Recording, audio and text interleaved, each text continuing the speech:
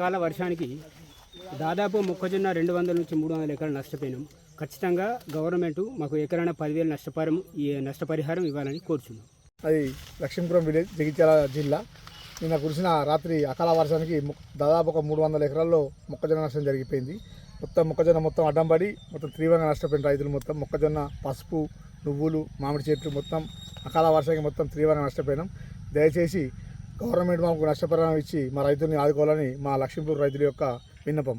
మొక్కజొన్న దాదాపు 300 ఎకరాల మొత్తం అడ్డం పడిపోయింది. ఏ గింత లేకుండా మొత్తం అడ్డం పడిపోయింది. చాలామంది నష్టపోయారు ఈ మొక్కజొన్నతోని. ఘోరంగా నేను రాత్రి అకాల వడగండ్ల వాన, రాత్రి గాలుపు దుమారం, మొత్తం 300 ఎకరాల ఏ మాత్రం లేకుండా మొత్తం పడిపోయింది మొక్క. రైతులు మొత్తం నష్టపోయారు. కాబట్టి రేవంత్ రెడ్డి మా దయచేసి మీ మొక్కజొన్నకు దయచేసి మాకు నష్టపరిహారం ఇవ్వాలని మా యొక్క రైతుల యొక్క విన్నపం. నా పేరు జీవన్రెడ్డి, జగిత్యాల మండలం, జిల్లా జగిత్యాల, లక్ష్మీపూర్ గ్రామం. నేను వచ్చినటువంటి వడగాల్పుల వాన మా యొక్క మామిడి తోట, ఒక సుమారు నాకు 10 ఎకరాల మామిడి తోట ఉంది. సో నేను వడగాల్పులు వర్షంకు మొత్తం మామిడికాయ అంతా మొత్తం రాలిపోయింది. ఇక నేనే ఒక 4-5 లక్షల వరకు నేను నష్టపోయినా. సో గవర్నమెంట్ ఏమన్నా మాకు పంట బీమా ఇచ్చి ఆదుకోవాలని ప్రభుత్వాన్ని మేము కోరుకుంటున్నాం.